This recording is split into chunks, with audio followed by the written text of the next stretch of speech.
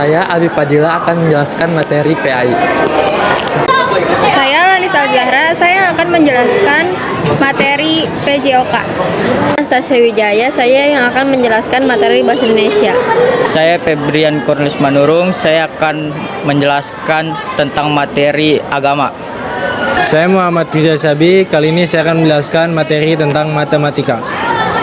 Saya Naila Rahmawati, saya akan menyampaikan materi PJOK. Saya Nanda Aulia, saya akan menjelaskan materi Bahasa Indonesia.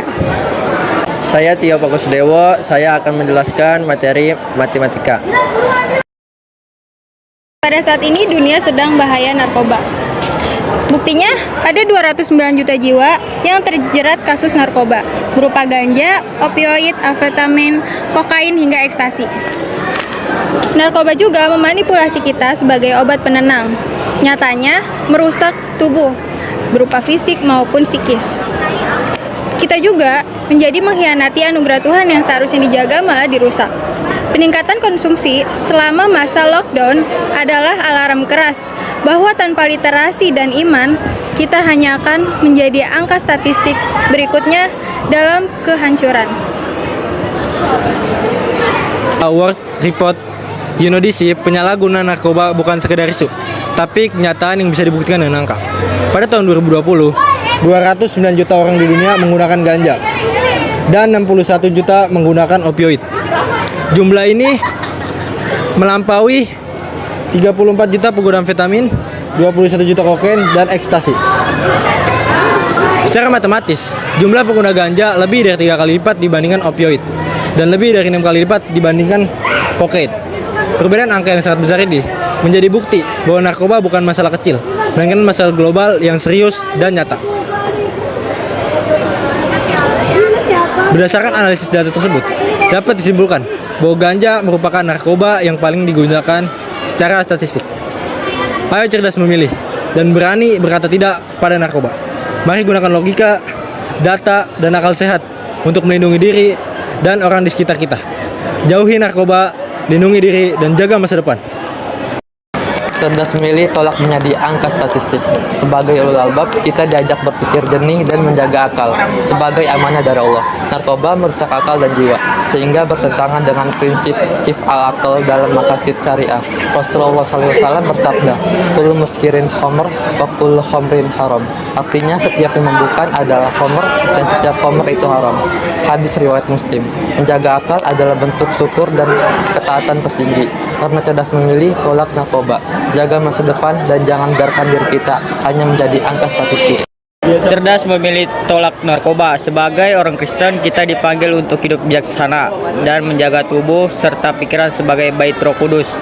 1 Korintus 6 ayat 19, narkoba merusak tubuh, akal, budi, dan menjauhkan manusia dari kehendak Tuhan. Alkitab mengajarkan untuk hidup sadar, berjaga-jaga, dan menguasai diri. Menjauhi narkoba adalah bentuk ketaatan dan tanggung jawab iman kita kepada Tuhan. Karena itu, cerdaslah memilih tolak narkoba, jaga masa depan, dan hiduplah memuliakan Tuhan. Selanjutnya, secara kesehatan, tubuh manusia adalah mesin koordinasi yang dikendalikan oleh saraf pusat. Narkoba mulai dari ganja hingga ekstasi bekerja merusak mesin tubuh secara paksa. Zat-zat seperti amfetamin dan kokain memicu jantung bekerja di luar batas normal, yang berisiko menyebabkan gagal jantung mendadak. Tanpa kebugaran yang dijaga, tubuh akan kehilangan kekuatan motorik dan kemampuan untuk pulih dari stres. Selanjutnya yaitu ada alur kerusakan fisik. Fase pertama yaitu masuknya zat kimia dan memanipulasi hormon bahagia di otak dengan instan. Fase yang kedua yaitu kerusakan pada organ seperti jantung dan paru-paru menjadi tidak stabil dan tidak beraturan.